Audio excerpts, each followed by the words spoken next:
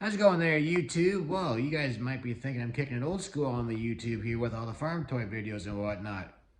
I've got another one for you guys. You guys have been asking for farm toy content, and I'm trying to get back into doing farm toy stuff in the wintertime here. This time I got a Cockshutt 30 model kit, 1/16 scale. I actually started this kit almost 2 years ago to the date. Of course, life happened for me. Got married, bought a house, had a kid, yeah, so this was packed up in my moving boxes, and if you guys saw that short video I posted during the weekend, I, in fact, started to unpack some of my toys and set the toy room up just a little bit. I still gotta do some work downstairs. I got the hardwood flooring done down there, though. I am going to do the baseboard and build some shelves first, and then I might do a little time-lapse video for you guys setting the new place up. So anyway, well, check out this kit that I put together here. It's just mocked up for now. Need to do a bit more JB welding and whatnot, but good enough to make a video of anyway.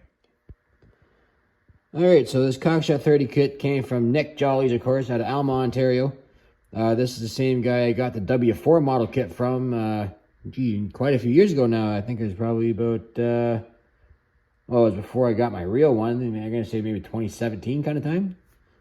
That was a fun kit to do. This was a nice kit, too, to put together. I already had the body halves together and the seat bolster on there.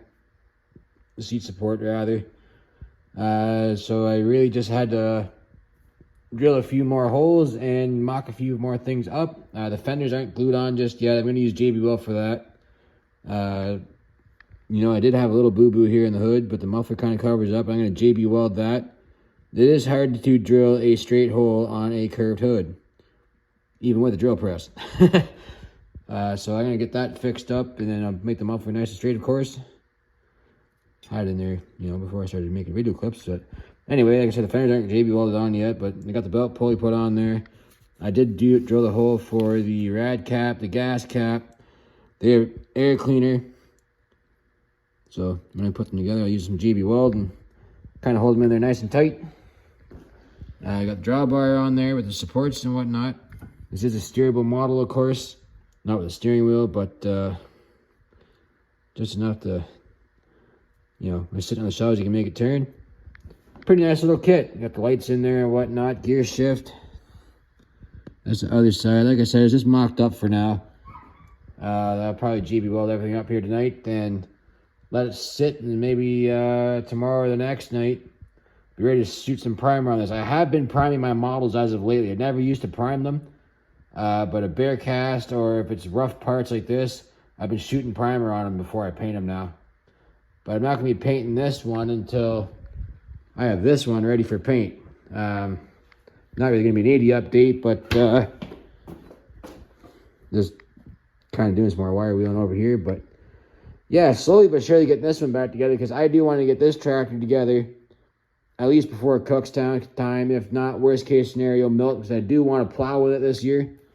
Of course, you guys saw that 312 Oliver plow I got last weekend.